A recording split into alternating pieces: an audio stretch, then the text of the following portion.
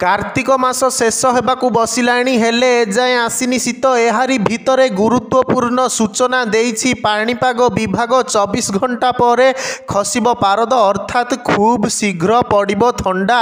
पाणीपाग विभागर सूचना अनुसार आगामी 24 घंटा पई सर्वाधिक और सर्वनिम्न तापमात्रा रे कौनसी बड़ परिवर्तन नाही। तापरे ओडिशार जिला गुड़िकर तापमात्रा 2 रु 4 डिग्री सेल्सियस ह्रास पाइबार संभावना रही। राज्य उपरे वर्तमान कौनसी सिस्टम नाही, तेणु वर्षार प्रभाव मध्य नाही।